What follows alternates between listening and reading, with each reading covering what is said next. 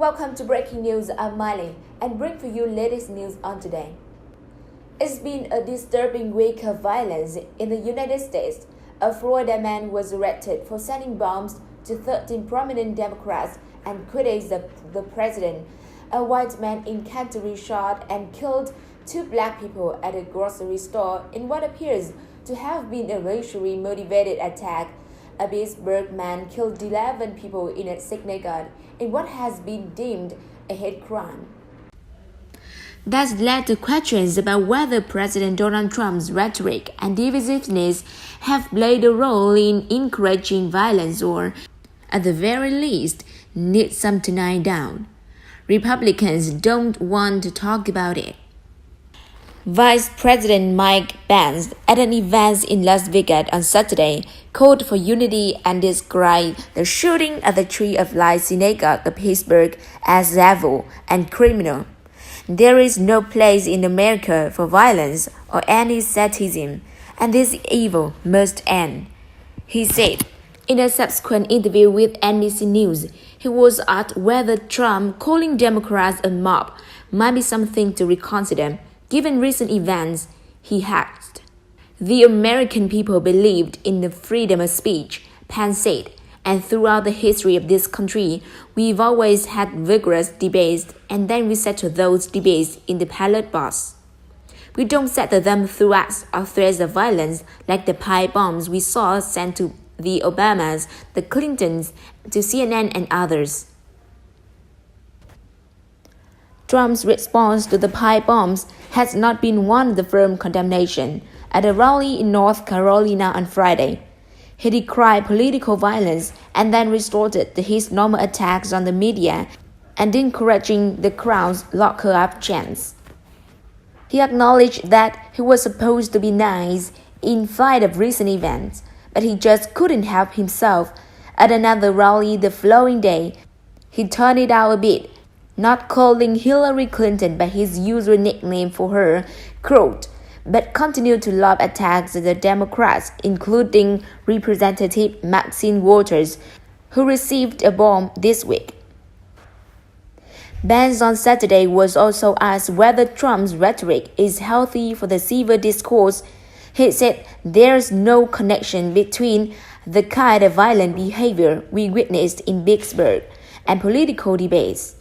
House Speaker Paul Ryan, who is retiring at the end of this year, in an interview with John Dickerson on CBS Face the Nation, said that he's worried about tribal identity politics becoming the new norm of House politics is waived, and said that the issue on both sides of the aisle is unfortunately working. He placed some blame on the media, which he said isn't covering bipartisan accomplishment and instead focusing on divisions. Dickerson asked him about whether Trump's rallies, which often entail attacks on his opponent and fear-mongering about issues such as immigration and race, are an example of an attempt to unify.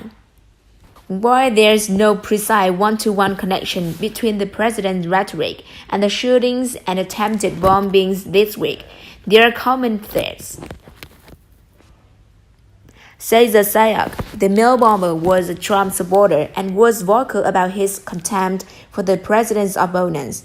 The Washington Post notes that his social media accounts mentioned multiple of the people he attempted to send pipe bombs to, including Barack Obama, George Soros, and Hillary Clinton. He often attacked George Soros as a globalist. Robert Bowles, the Pittsburgh shooter, in his social media post attacked Trump as a globalist and said Jews were at fault for helping transport members of the migrant caravans from Central America.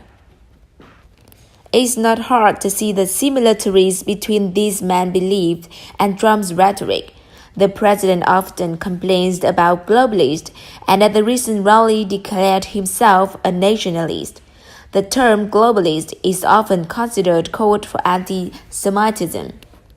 Trump has for weeks been stoking fears about the migrant caravan, and much of his appeal to his supporters is based on fear of female migrants and racial minorities. though he strongly condemned the Pittsburgh attack and anti-Semitism Saturday.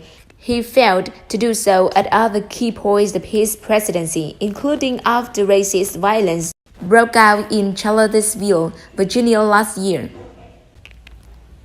The president has pointed the finger elsewhere, saying the media is at fault for fueling political divisions and hate in America and has unfairly cast him as a contributor to the current situation.